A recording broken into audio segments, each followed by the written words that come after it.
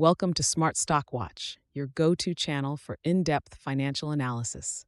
Today is October 30th, 2024, and we're diving into AbbVie's latest earnings report for the third quarter. Joining us is John, a senior analyst from Smart Stock Watch. John, thanks for being here. Thank you for having me. It's a pleasure to discuss AbbVie's performance, especially given the significant developments in their financial results and strategic initiatives this quarter. Revenue and profitability overview. Let's start with the top line. AbbVie reported net revenues of $14.46 billion for the third quarter, marking a 3.8% increase on a reported basis. John, how does this reflect on their profitability? AbbVie's adjusted diluted EPS came in at $3, a slight increase of 1.7% from the previous year, despite a 12% decrease in GAAP EPS to 88 cents. This discrepancy is largely due to acquisition-related expenses and milestone payments. The adjusted gross margin was robust at 84.4%, indicating strong cost management and operational efficiency. That's interesting. How do these figures compare to market expectations? The adjusted EPS of 3 aligns well with market expectations, showcasing AbbVie's ability to maintain profitability amidst various expenses. The increase in net revenue, particularly in their key portfolios, supports this positive outlook. Portfolio performance. AbbVie's diverse portfolio is a significant contributor to its revenue. Can you break down the performance of their key segments? Absolutely. The immunology portfolio, led by Skyrizi and Rinvoq, saw a substantial increase, with revenues reaching $7.46 billion. Oncology also performed well, with an 11.6% increase to $1.687 billion, driven by Venclexta. Neuroscience was another standout, with a 15.6% rise to $2.63 billion, thanks to strong Botox therapeutic and Vraylar sales. However, the aesthetics portfolio saw a slight decline, primarily due to Juvederm's performance. It seems like their newer products are driving growth. Is that a fair assessment?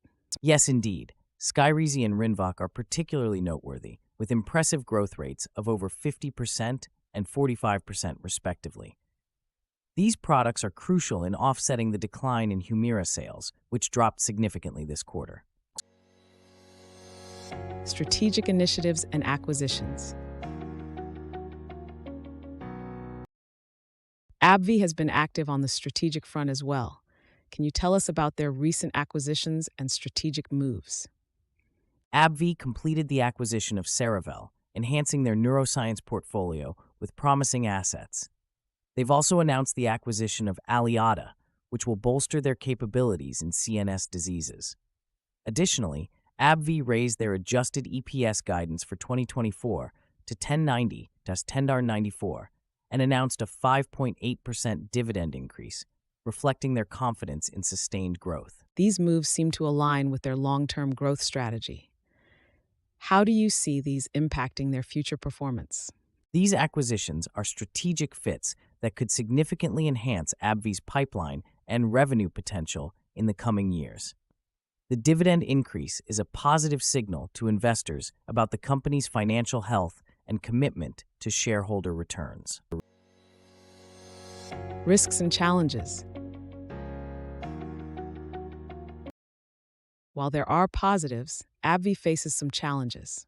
What are the key risks they need to manage?